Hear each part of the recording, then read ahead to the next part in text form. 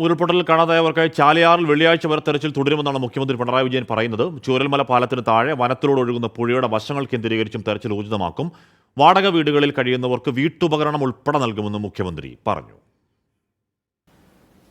ചൂരൽമല പാലത്തിന് താഴ്ഭാഗത്തായി വനത്തിലൂടെ ഒഴുകുന്ന പുഴയുടെ തീരങ്ങൾ കേന്ദ്രീകരിച്ചും നിലമ്പൂർ, വയനാട് മേഖലകളിലും തെരച്ചിൽ ഊർജിതമാണ്. 7 മേഖലകളിലായി തിരിച്ച് NDRF, fire force, civil defence, police, വനം വകുപ്പ്, സേനാ വിഭാഗങ്ങൾ, സന്നദ്ധ പ്രവർത്തകർ എല്ലാം തെരച്ചിലിൽ പങ്കെടുക്കുന്നുണ്ട്. ജനകീയ തെരച്ചിലിൽ ഒറ്റ ദിവസം തന്നെ 2000-ഓളം പേർ പങ്കെടുത്തിരുന്നു. പരിശോധന ഇന്നും തുടരുന്നുണ്ട്.